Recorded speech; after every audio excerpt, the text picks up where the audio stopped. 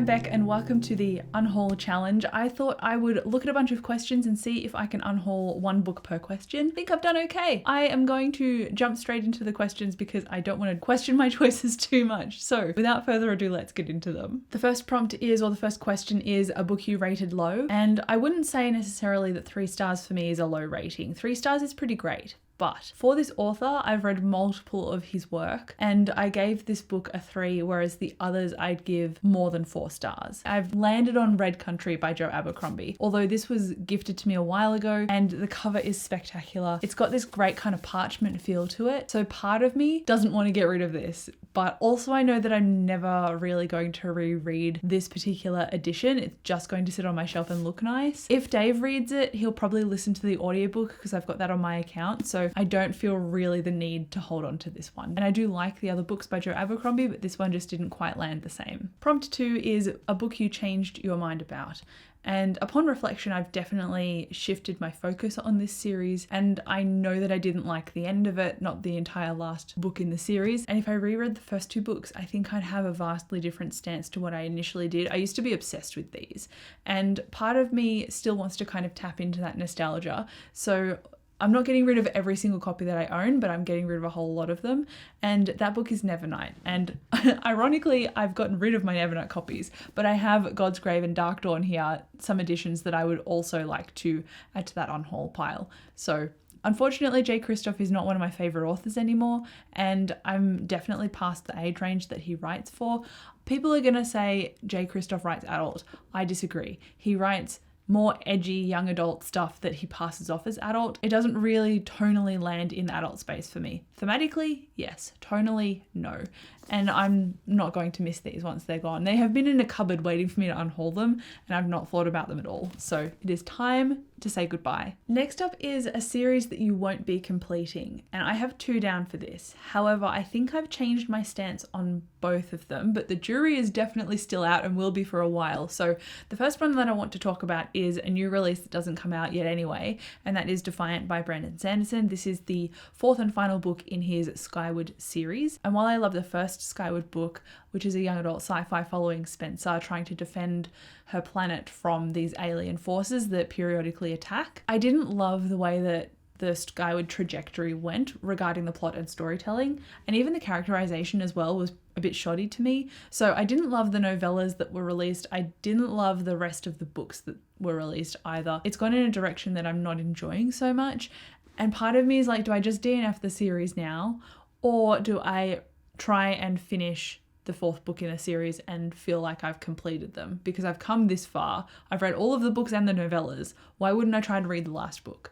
But also that kind of thinking tends to put me in a reading slump if I'm not enjoying the book that I'm reading. So I think I might try the first couple of pages of Defiant when it comes out, and then if I don't like it, put it down straight away, because it is not worth wasting my time on if I'm not going to absolutely love it.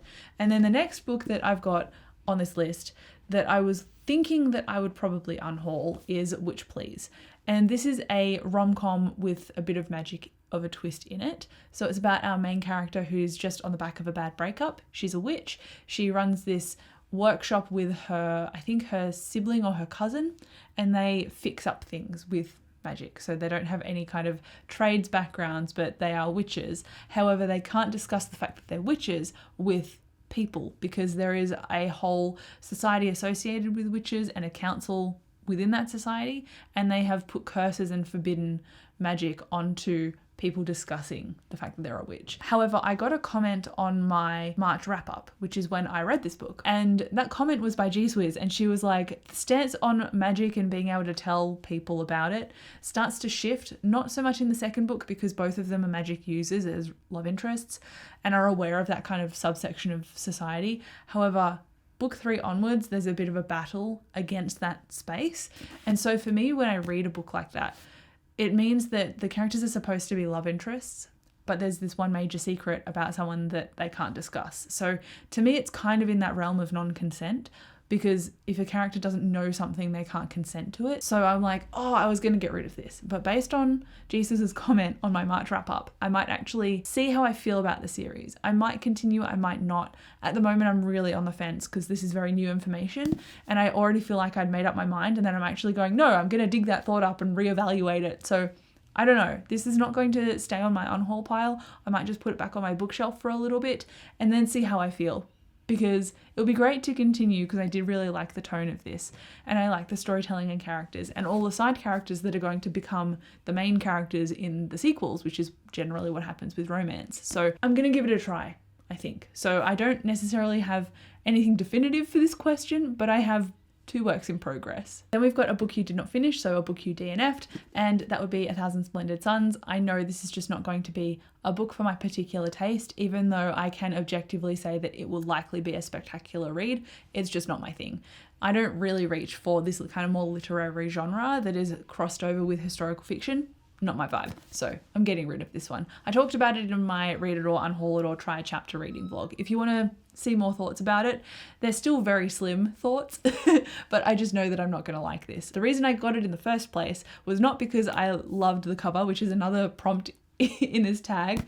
It is because I was going to do a reaction video based on booktubers' favorites, and I thought, oh, I might go out of my wheelhouse and try this, and that was a mistake. I shouldn't have done that because now I have wasted money. So, you know, you live and learn, but this is going. Then I have to get rid of a book I have multiple copies of. I have duplicate copies of a lot of stuff, but that is because I love it deeply. However, I realized that I had 2 copies of this book and no copy of the first book, which is kind of hilarious to me. The book is Crooked Kingdom, and it's got its cool red stained edges. I've got 2 copies of this though, and one of them I won in a contest, and it's actually signed by Lee Bardugo. This one is just the hardback. So I thought, why do I have 2 copies when I don't need to? Because these are like, there's a quite chunky, hefty books. I can make a bit of space by getting rid of one of them. So it is not because I dislike this book that I'm getting rid of it. It's just because it is literally an extra and I don't need it. And I also don't have 6 of Crows, which is just ridiculous to me. I listen to them both on audio at least, so I've read them. I just don't physically own them apart from that one I won in a contest. Next up is a book that you'll never actually get to, and I realized that I am never going to get to this book.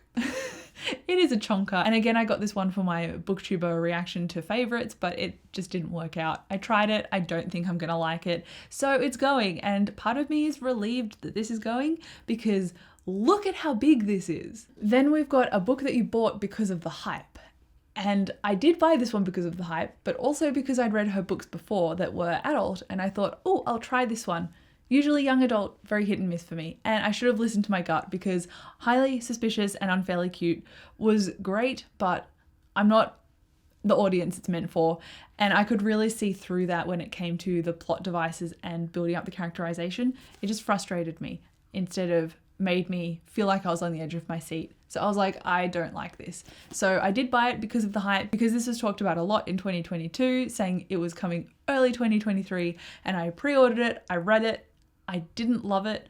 I enjoyed it. It was a 3 stars, but I feel no reason or urge to hold on to it.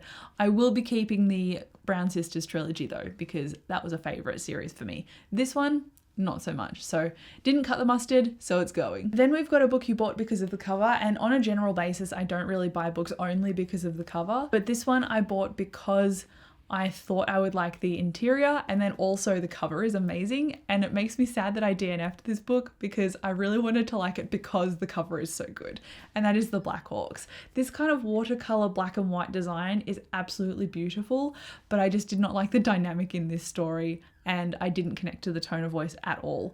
It was just not interesting. It fell a bit flat for me, so that is quite unfortunate because the cover is so good. Like, I would love to display this face out on my bookshelf, but I can't because now I'm getting rid of it. Then we've got a book that you don't know anything about, so Unhaul It.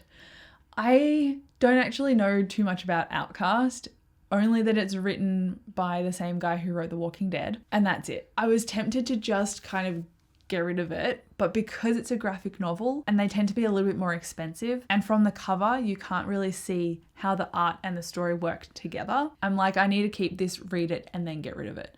So it is tentatively on my Unhaul pile because based on what Dave thought about it, I think I'm going to have a similar opinion. So I don't think I'm going to love this enough to keep it.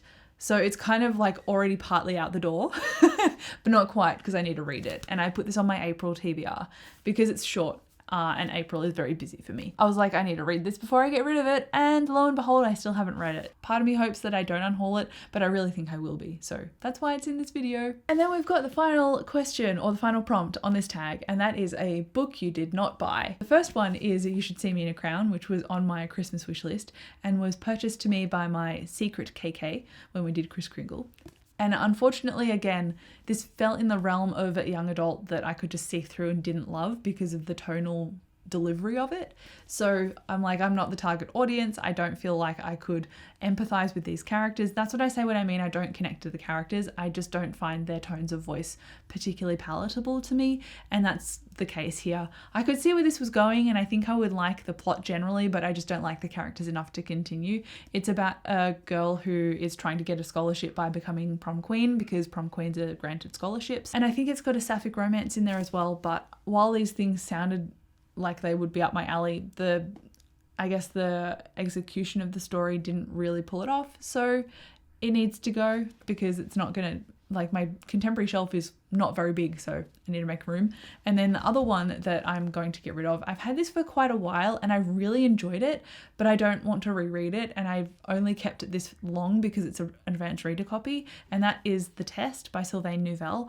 He also wrote Sleeping Giants, which is a brilliant science fiction adult story that is like a first contact with aliens story. Loved that series. And then this was more of like sci-fi dystopia in a way. It's about a citizenship test. It's a sci-fi story. That's all you need to know going into it. Honestly, if the audiobook came up, I'd probably listen to it again, but I feel no need to hold on to the advanced reading copy. So I think this needs to go as well. And that makes the whole video of books that I've gotten rid of for each question. I'm quite proud of myself. I didn't think, looking at my bookshelves, that I would have anything that I necessarily wanted to get rid of, but when you really start thinking about things and breaking it down, it's a surprise, and I'm kind of glad I did this challenge. But let me know if you are really good at unhauling books, or if you find unhauling a bit daunting. I would love to know. It took me a long time to work up to it, but now I feel like I can get rid of books pretty easily. But thank you so much for watching this video. I'll come chat to you down below in the comments. Leave me some, I don't know, some red emojis or something in the comments, and I'll see you in my next video. Bye.